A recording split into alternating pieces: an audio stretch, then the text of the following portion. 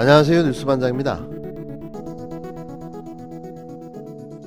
웬만하면 이런 뉴스는 알려드리고 싶지 않았습니다. 자칫하면 특정 지역을 비하하는 발언으로도 보여줄 수 있기 때문인데요. 하지만 이 특정 지역은 지난 코로나 사태 내내 쓸데없는 논란을 만들어낸 터라 반드시 짚고 넘어가고 싶었습니다. 대한민국 대구시 이야기입니다. 대구, 코로나의 1차 확산의 주 도시로 기억되는 곳. 신천지 사태를 제대로 막지 못해 코로나 초기 전국 확산의 도화선이 됐던 지역이죠. 이후에도 중앙정부에서 지급한 재난지원금을 지연 지급한다던가 의료진들의 급여와 수당을 지연해 지급하는 등의 사건으로 전 국민적인 비난을 받았습니다.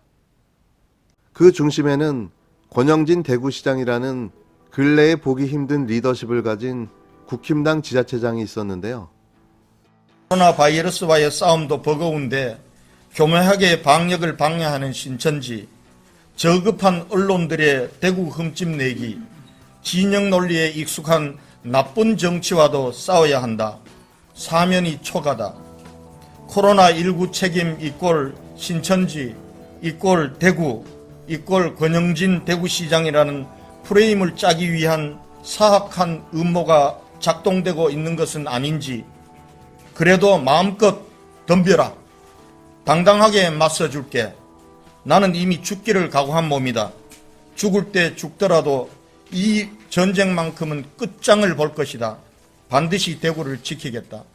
이 역시 특정 정당을 폄하하거나 비방할 의도를 가지고 말씀드리는 건 아닙니다. 팩트를 짚어 설명을 드리고자 하는 이야기인데요.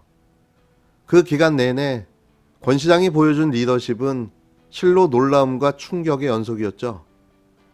대구를 대한민국 안에 또 다른 나라로 만들어버리는 그의 신기한 기술은 놀라울 따름이었는데요. 그럼에도 불구하고 대구 시민들은 권 시장을 절대 신뢰하며 그를 믿고 따랐었죠. 그저 그걸 바라보는 국민들은 놀랍고 답답할 뿐이었습니다. 그 사태가 있은 지 1년, 또다시 정부의 코로나 정책에 엇박자를 내며 자신의 존재감을 또 뿜뿜 해대기 시작했는데요. 이쯤 되면 대구가 독립된 나라로까지 여겨집니다. 중앙정부의 통제는 고사하고 자신들이 하고 싶은 대로만 하는 별천지로까지 보여지니 대한민국 안에 또 다른 나라가 존재하는 건 아닐까 하는 생각을 해봅니다. 대구시는 앞서 16일, 18일 0시부터 31일까지 2주 동안 일반 음식점과 카페, 노래 연습장, 실내 체육시설, 방문 판매 홍보관 등의 영업을 오후 11시까지 허용하는 대구형 사회적 거리 두기를 시행한다고 밝혔습니다. 클럽이나 유흥주점, 단란주점 등 유흥시설도 오후 11시까지 영업을 허용했는데요. 하지만 중앙사고수습본부 약층 중수본은 17일 밤 사회적 거리 두기와 관련해 핵심 방역조치 완화 불가를 안내한 공문을 내려보내 모두 없던 일이 됐습니다. 대구시 관계자는 중수본의 16일 방역 안내 공문에는 없었던 내용이 17일 재공문에 추가돼 긴급 대책회의를 열어 다시 조정했다고 말했습니다. 대구시는 당초 정부안과 달리 영업시간을 늘리는 것에 대해 경제와 방역을 병행하기 위한 조치라고 설명했는데요. 최홍호 대구시 행정부시장은 고위험 중증 관리시설의 집합금지와 영업시설의 제한에 대해 전면적인 해제 요구가 컸다.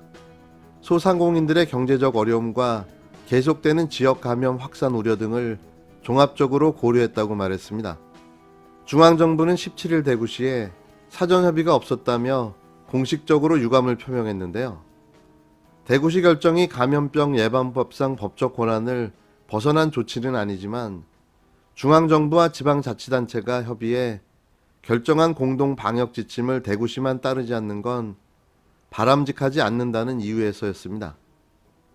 대구시 관계자는 사회적 거리두기 연장안은 정부가 정한 절차와 지침을 충실히 따라 결정한 것이라며 거리두기 단계의 세부적 조정 권한은 지자체도 정부와 동일한 권한이 있다. 사전협의 절차를 어기며 완화했다는 지적은 받아들이기 어렵다고 주장했습니다. 손영래 중수본 사회전략반장은 대구시가 방침을 철회해줘서 다행이다라며 중앙과 지자체 협력과 공동 대응 노력이 계속되길 기대한다고 밝혔는데요. 정부는 18일 전국 지자체와 실무회의를 열어 추가 방역 조치를 논의할 계획입니다. 지금 이 엄중한 사태 속에 우리 모두가 희생을 감수하며 묵묵히 노력하고 있습니다. 특정 지역의 국민만 국민이 아닌 거죠. 시간 연장 철회는 아주 잘한 결정입니다. 하지만 이런 발상 자체가 있을 수 없는 일인데요. 제발 우리 모두를 위한 노력에 적극 동참해 주길 바랍니다. 집행유예를 풀어줄 거죠? 그 얘기 여러 번 했어요. 정주영 부장판사 기피 신청까지 네, 했었죠. 눈에 뻔히 보여요. 뭐 네. 이런 식으로 풀어주려고 지금 이러는 거 예. 아닙니까? 특검은 재판부를 완전히 불신하고 있어요. 아니 불신 안 할 수가 있겠어요 지금 상황에서. 아니 듣도 보도 못한 준법감시위를 만들어라는 얘기부터 나올 때부터 이상한 거죠. 사실은. 그렇죠. 준법감시위원회로 왜냐하면 3년 이하로 떨어져야 형이 그래야 집행유예를 할 수 있는데 지금 뭐 50억 이상에다가 징역도 1억 이상이면 3년 이하가 나올 수가 없는데 방법이 없으니까 이제 준법감시위원회라는 희대의 아이디어가 나온 거 아닙니까? 근데 그 준법감시위원회라는 게 너무 이상한 게요. 이상하죠. 다른 걸 다 떠나서 그래요. 좋아요. 삼성이 그러면 앞으로 위법 활동을 하지 않도록 하기 위한 감시위원회를 제도적으로 만들겠다는 건데 그렇죠. 지금 재판은 이재용 부회장이 잘못했다는 거잖아요. 맞아요. 네. 이재용 부회장이 삼성 돈을 빼돌려서 뇌물로 줬다는 거니까 횡령. 삼성은 피해자예요. 맞아요. 맞습니다. 왜 가해자에 대한 재판에서 피해자가 법적으로 앞으로 어떻게 하면 잘 활동할 수 있을지를 점검해야 되죠. 이재용 삼성전자 부회장의 국정농단 사건 파기 환송심 선고가 18일 오후 2시 5분 서울 고법에서 열립니다. 특검 수사와 1, 2, 3심을 거치며 이 부회장의 처지도 구속 기소, 실형, 집행유예 선고로 이미 롤러코스터를 탄 상태인데요. 이제는 실형을 선고받고 법정 구속되는 일만 남은 거죠. 대법원이 이미 86억 원의 뇌물 횡령을 인정하면서 실형을 선고했던 1심에 근접하는 판단을 내놓은 터라 파기환송심이 실형을 선고할지 봐주기 논란에도 집행유예로 선처할지가 관심거리인데요. 늘 그래왔듯 저는 법원이 아니 정준영 판사가 절대 우리를 실망시키지 않을 거라고 생각합니다. 갖은 편법과 온갖 꼼수를 동원해 이재용 살리기에 목숨을 걸어왔던 정판사이기에 답은 이미 정해져 있다고 봐도 무방하지 않을까요? 원래대로라면 아무리 뇌물 금액을 줄였다 해도 최소 징역 3년이 넘는 실형이 나와야 하겠지만 정판사는 집행유예로 이 사건을 마무리할 듯합니다. 삼성 황태자 이재용에게 면죄부를 주는 거죠. 정준영 판사는 언제 법복을 벗게 되고 또 어디로 가게 될까요? 척 보면 아는 거 아닐까요? 삼성의 고문 변호사로 직행하는 그의 해피엔딩이 이 재판의 마무리인 거겠죠. 대한민국이 몹시 싫어지는 하루가 될 듯합니다. 자, 먼저 이재용 증인께 묻겠습니다. 재벌도 공범이다. 공범 맞습니까? 공범임을 인정합니까? 동문서답하지 마시고요. 국민들이 외치는 재벌도 공범이다. 동의합니까?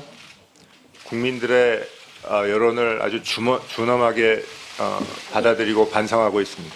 공범임을 인정한다는 뜻으로 받아들여도 되겠습니까? 저희가 더 좋은 모습을 보여드리도록 노력하겠습니다. 국민들에게 사과한다는 뜻으로 받아들여도 되겠습니까? 저희가 미비한 점, 자, 국민들에게 정말, 사과의 말씀 한번 해보십시오. 저 자신도 부족한 게 너무 많고 저희 삼성도 바꿔야 될 점, 이 시대의 변화에 따라 국민의 눈높이에 맞게 변화해야 되는 점, 특히 이번 사태를 계기로 제가 많은 것을 느꼈고 많이 반성하고 있습니다. 정경유착의 고리를 끊겠다는 약속을 국민들에게 할 수 있겠습니까?